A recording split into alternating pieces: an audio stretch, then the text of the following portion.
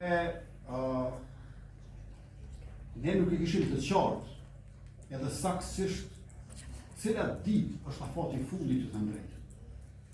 Sepse nuk janë që të gjithë juristët dhe qytetarët të një mendimi që ora 24 sonte është afati i fundit e nuk ka qenë bërë. Nuk e dim.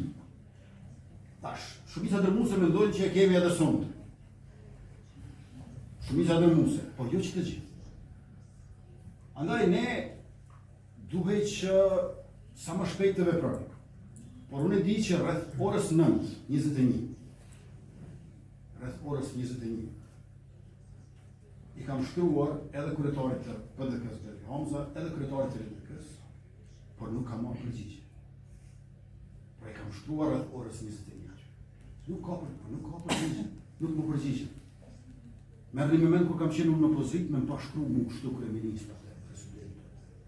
Kur unë kam njëtë me policive, kur unë kam qenë në pozitë, për mua e kanë pas polici. E kam dikun, prej që këndojnë dikun në servis një që të rastimi. Kur të miku dhe te u djekësit. Ata leshin zilë kremi të të kuptoni, ata kur s'kanë pas interesim me komunikume.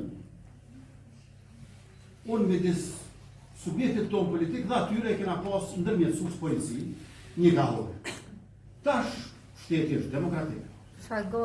Dhe në të njëjtën kohë, përveç që nuk ka më ashtu për ndjekje sikur se dikur, keni një kryeministër që vazhdimisht kërkon takime në opozitën e ata kur nuk refuzojnë, as nuk përgjigjen në mesazhet telefonike. Tash, duhet pak ta shohin edhe për masën, që ta kuptojnë realitetin. Jo vetëm unë, por jo vetëm kryetarja e kuvendit që është ushtruesi i detyrës presidentit, por edhe zëvendës kryeministri, por edhe ministri i financave, Ebran Murati, që të gjithë kanë më shumë vota se kryetari i PDK-s. Çfarë bëj unë?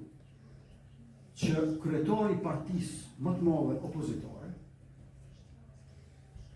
i ka 4 veta të vetë vendosjes më të votuar.